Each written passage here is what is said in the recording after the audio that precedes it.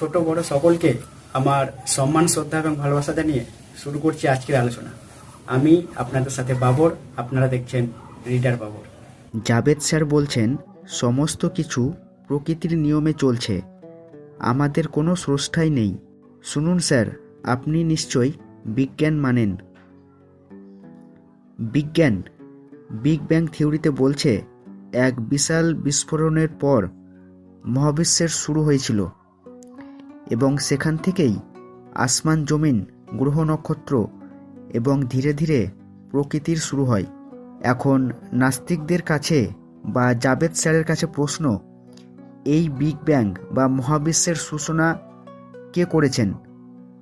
যেহেতু প্রকৃতি শুরু হয়েছে মহাবিশ্বের পরে, আমাদের স্রষ্টা কোরআনে বলছেন আসমান জমিন সমস্ত কিছু এক অবস্থায় ছিল, উনি সমস্ত কিছু পৃথক করে মহাবিশ্ব এবং ধীরে ধীরে প্রকৃতির সূচনা করলেন। নাস্তিকরা ভেবে দেখো, কোরআন এই কথাগুলো বলেছে বিজ্ঞানের অনেক আগে।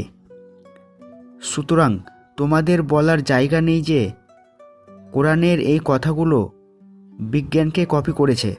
জাবেদ স্যার একটা প্রশ্ন করেছিলেন, স্রষ্টা যদি থেকে থাকেন, উনি যদি ওপর থেকে সমস্ত কিছু দেখেন, তাহলে ছোট ছোট বাচ্চাদের রেপ বা গাজাতে ছোট ছোট বাচ্চাদের হত্যা আটকাতে পারছে না কেন?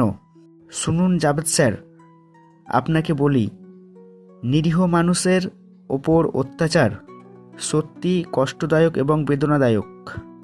শোলে সিনেমার স্ক্রিপ্টে একটা সিনে আপনি লিখেছিলেন যে ঠাকুর বলদেব সিংয়ের হাত দুটো কেটে বাদ দেওয়া হবে। কেন? হাত কেটে ফেলার এই সিনটা দিতেই হতো? খুবই প্রয়োজন ছিল? হ্যাঁ, কারণ আপনি জানেন এই সিনটার জন্যই এই সিনেমাটা পূর্ণাঙ্গ পাবে। আপনি এই একটা সিনেমার ভবিষ্যৎ পরিকল্পনা করে ফেললেন। ভাবুন, যিনি পুরো মহাবিশ্বের স্রষ্টা, উনার ভবিষ্যৎ পরিকল্পনা আপনার আমার থেকে কতটা উত্তম হতে পারে। আমাদের স্রষ্টা নিজে উপস্থিত থেকে পৃথিবীর সমস্ত কিছু অন্যায় অবিচার অত্যাচার আটকেছেন। এমন কোনো ঘটনা পৃথিবীর বুকে ঘটেছে আপনি শুনেছেন বা দেখেছেন কখনো? পৃথিবীতে ভালো মন্দ যা কিছু হয় তার জন্য দায়ী আমরা নিজেরাই। এখানে আমাদের স্রষ্টার কোনো দোষ নেই। আমাদের স্রষ্টা সমস্ত রকমের খারাপ কাজ থেকে দূরে থাকতে বলেছেন। তারপরেও যদি কেউ মন্দ কাজ করে, তার শাস্তি এবং যারা অত্যাচারিত হবেন তাদের হাসরের ময়দানে সম্মানিত করার ওয়াদা করেছেন আমাদের স্রষ্টা। জাবেদ স্যার, আপনি একটা প্রশ্ন করেছিলেন যে আল্লাহর আগে কে আছে, মানে আল্লাহকে কে সৃষ্টি করেছে? শুনুন, আপনাকে বলি, আপনি কালিয়া সিনেমার জন্য একটা ডায়লগ লিখেছিলেন, সেটা হচ্ছে হাম জাহা খড়ে হতে হ্যাঁ লাইন ওই সে শুরু হতি হ্যাঁ। মানে আমি যেই জায়গায় দাঁড়াই, লাইন ওখান থেকে শুরু হয়।